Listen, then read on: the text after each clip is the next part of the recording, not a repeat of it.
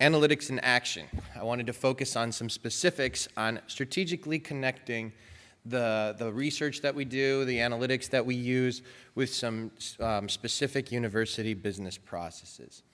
And hopefully get a little bit more tactical and practical here.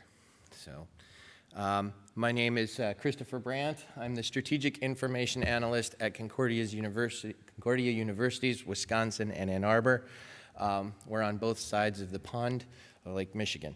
And we have about 10,000 students overall, about 9,000 on one side of the lake and 1,000 on the other. And it makes for a very interesting dynamic in managing one data warehouse and one piece of technology. So I want to focus on the business technology data problem, with similar to Kurt's purple people here, but this is more practical on the way that business processes inform technology changes, and technology changes inform changes to business processes. But our data sits and exists right there in the middle. I want to focus on that loop on how information with the data actually is now this little loop in the middle where our data-driven decisions are causing that loop to go through as well. So what is data analytics? Data analytics refers to the quantitative and qualitative techniques and processes used to enhance productivity and business gain. Data is extracted intentionally, organized to identify and analyze the patterns. The important part here is that everyone has their own organizational requirements, and that's what we're going to focus on.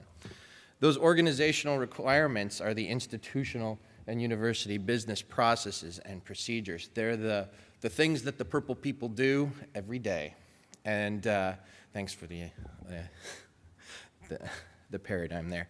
But those things end up causing most of our problems.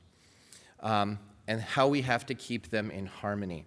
So the way that technology systems can dictate business process changes, and those people that don't want to drive the business process based on the way that Banner works or the way a particular system works, and those that have to operate within those constraints. The loop causes this to be the never-ending story, as you constantly go back and forth between the change from the technology and the business processes and the way that you're interacting with the data, and the data is changing those items. So take it one at a time, go slow, and be patient. That worked. So we're going to focus on two examples. How CUW and CUAA, our two universities, had business process problems that surfaced by analytics, and we implemented some strategic change to close the loop and target student success. Two examples: tuition deposits and athlete retention. So with tuition deposits, we needed to define what deposits meant, and both what was historically reported when we were giving administration a deposited report and how administration understood that. They understood it to mean we had money, but the process was how it was actually flagged, and when the admissions counselor coded the student's replication as deposited. So we had the counselor's workflow and the cashier's office where we actually got the money. And the two did not always jive. So how do you close that process? We connected the data in our ETL process because there was no way that the cashiers were ever going to actually look at the admissions data, and there's no way that the admissions counselors were ever going to get access to the cashier's data.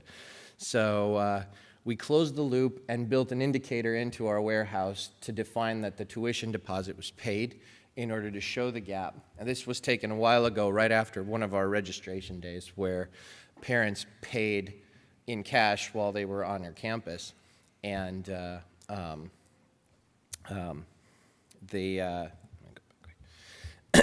where parents paid and the counselor wasn't in the loop. So this is now on our counselors' dashboards. So to move on to our second example here of athlete retention. This recently just surfaced after a lot of investment into new athletic programs on our Ann Arbor campus. And we started to realize and research out that our athletes weren't sticking around. And as we dug through it, we discovered that it wasn't just the typical academic issues we expected, but that they were very financially focused. It's financial responsibility, financial aid issues, scholarships, and payments.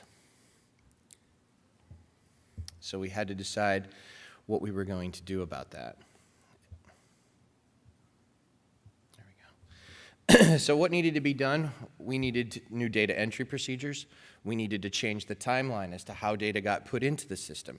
Who was going to put into the system? What was the system of record for an official roster? We had all kinds of different workflows because between our two universities, we have two different divisions. One of us is NCAA, and one of us is NAIA D2. So what we did was we brought coaches in to the loop.